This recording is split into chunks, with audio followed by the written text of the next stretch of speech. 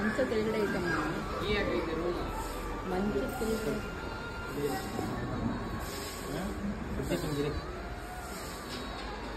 ಹೆಂಗಿದ್ರಿ ಇವಾಗ? ಮೊದ್ಲಿಗೂ ಈಗ ಹೇಗಿದ್ರ? ಖುಷಿ ಅನಿಸ್ತೈತಾ? ಮೈ ಭಾರ ಕಮ್ಮಿ ಆಗ್ತಾ ಇದೆಯಾ?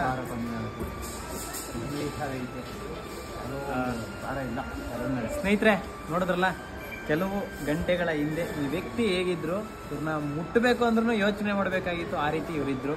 ಆದರೆ ಇವತ್ತು ಈಗ ಇವ್ರ ಜೊತೆನೇ ಕೂತ್ಕೊಂಡು ಊಟ ಮಾಡ್ಬೋದು, ಅಷ್ಟು ಚೆನ್ನಾಗಿದ್ದಾರೆ. ಸೂಪರ್. ಎಲ್ರಿಗೂ ಒಳ್ಳೇದಾಗಲಿ. ದಯವಿಟ್ಟು ಈ ವಿಡಿಯೋನ ಶೇರ್ ಮಾಡಿ, ಸಪೋರ್ಟ್ ಮಾಡಿ. ನಾನಿರೋದು ನಿಮಗಾಗಿ, ನೀವಿರೋದು ನನಗಾಗಿ. ಎಲ್ರಿಗೂ ಒಳ್ಳೇದಾಗಲಿ. ನಮಸ್ಕಾರ.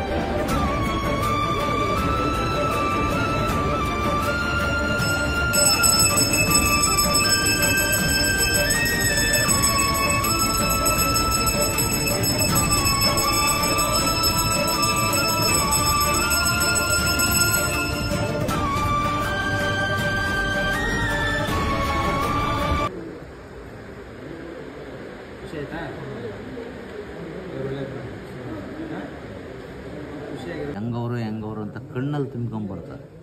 ಕಣ್ಣಲ್ಲಿ ತುಂಬ್ಕೊಂಬಂದು ಒಂದ್ಸರಿ ಎಲ್ಲ ಮನೆಗಿದ್ರು ಇಲ್ಲೊಂದು ನಮಸ್ಕಾರ ಮಾಡಿಬಿಟ್ಟು ಸಂದೇವ್ರ ದೇವಸ್ಥಾನಕ್ಕೆ ಬಾಗಿಲಾಕಿ ಮನೆಗಿದ್ರು ಹೆಂಗವರು ಅಂತ ಮನುಷ್ಯನಲ್ಲೇ ಒಂದು ಆಶೀರ್ವಾದ ಮಾಡ್ಬಿಟ್ಟು ಹೋಗ್ಬಂದು. ಹಂಗೆ ಕೆಲವು ವಿಚಾರಧಾರೆಗಳು. ಈಗ ನೀನು ಯಾಕೆ ಸಾಧನೆ ಮಾಡೋಕ್ಕಾಗಿಲ್ಲ? ಯೋಗೇಶ್ ಅಣ್ಣರ ಸಾಧನೆ ನಾನು ಹೇಳ್ತೀನಿ, ನನಗೂ ಎಲ್ಲ ಗೊತ್ತಿದೆ. ನಾನು 108 ಕತೆ ಹೇಳಬಲ್ಲೆ. ಯೋಗೇಶ್ ಅಣ್ಣರ ಸಾಧನೆ ನಾನು ಯಾಕೆ ಮಾಡೋಕ್ಕಾಗಿಲ್ಲ? ನಾನು ಹೋದ ಜನ್ಮದಲ್ಲಿ ಅದನ್ನೆಲ್ಲ ಮಾಡಿಲ್ಲ, ಪುಣ್ಯ ತಂದಿಲ್ಲ. ಆ ಪುಣ್ಯನ ಹಂಚೋ ಯೋಗ್ಯತೆ ಇಲ್ಲ. ನಾನಿನ್ನೂ ಬೇಡದೇ ತಿಂದಿದ್ದೀನಿ. ನಾನೊಂಥರ 3 ಜನ್ಮ ಪಾಪಿ ಇದ್ದಂಗೆ. ಒಂದು ಊಟ ಮಾಡೋದು ಕಷ್ಟ. ಹೋದ ಜನ್ಮದಲ್ಲಿ ಮಾಡಿದ ಪಾಪ ತೀರಿಸಲಿಲ್ಲ. ಅದಕ್ಕೋಸ್ಕರ ಈ ಜನ್ಮದಲ್ಲಿ ಬೇಡ್ತಾ ಇದ್ದೀನಿ. ಈ ಜನ್ಮದಲ್ಲೂ ತೀರ್ಸೋಕ್ಕಾಗಲ್ಲ, ಮುಂದಿನ ಜನ್ಮದಲ್ಲೂ ಬೇಡದ್ರೆ ಹುಡ್ತೀನಿ. ಇದೇ ನಮ್ಮ ಜೀವನ, ಅವ್ರದ್ದು ಹಂಗಲ್ಲ. ಹೋದ ಜನ್ಮದಲ್ಲಿ ಕೊಟ್ಟಿದ್ದಾರೆ, ಅದಕ್ಕೆ ಕೊಟ್ಟು ಪಡ್ಕೊಂಡಿರೋದ್ರಿಂದ ಈ ಜನ್ಮದಲ್ಲಿ ಎಲ್ಲರಿಗೂ ನೀಡ್ತಾ ಇದ್ದಾರೆ. ಅದು ಮುಂದಿನ ಜನ್ಮದಲ್ಲೂ ನೀಡ್ತಾರೆ. ಈ ಜನ್ಮದಲ್ಲಿ ನೀಡಿದ ಪುಣ್ಯನೆಲ್ಲ ಮುಂದಿನ ಜನ್ಮಕ್ಕೆ ಎಕ್ಸ್ಟ್ರಾ ಆಯ್ತದೆ, ಜಾಸ್ತಿ ಆಗುತ್ತೆ. ಈಗ ಬರೀ ರಾಜರಾಗಿದ್ದಾರೆ, ಮುಂದೆ ಮಹಾರಾಜರಾಯ್ತಾರೆ ಮುಂದಿನ ಜನ್ಮಕ್ಕೆ. ಕೆಲವು ವಿಚಾರಗಳು ಗೊತ್ತಿಲ್ಲದೆ ನಡೆದಿದೆ. ಇದನ್ನು ನಾವು ಹೇಳೋದಲ್ಲ, ಇದು ತಾನಾಗೆ ನಡೆಯೋ ಪ್ರಕೃತಿ ನಿಯಮ. ಪ್ರಕೃತಿ ನಿಯಮ ತಡೆಯೋಕ್ಕೆ ಯಾರ ಕೈಲೂ ಸಾಧ್ಯ ಇಲ್ಲ. ಈಗ ಏನಾದ ಯೋಗೇಶ ಹಿಂಗಾಗ್ಬಿಟ್ಟ ಅಂತ ಹೊಟ್ಟೆ ಉರ್ಕೊಳ್ಳೋನು ಒಬ್ಬ ಇದ್ದರೆ, ಇದರಲ್ಲಿ ಯೋಗೇಶ್ ಅಣ್ಣಂಗೆ ಯೋಗ ಬಂದಿದ್ದೆ ಒಂಥರ ಚಂದ ಕಾಣೋ ಅನ್ನೋ ಒಬ್ಬ. ಆದರೆ ಯೋಗೇಶ್ ಅಣ್ಣೆ ಇಲ್ದಿದ್ರೆ ನಾವು ಬದುಕ್ತೇ ಇಲ್ಲ ಅನ್ನೋ ಒಬ್ಬ. ಹಂಗೆ 100 ಜನ 100 ಥರ ಮಾತಾಡ್ತಾರೆ. ಇಲ್ಲಿ 100 ಮಾತಿನ ಅವಶ್ಯಕತೆ ಇಲ್ಲ.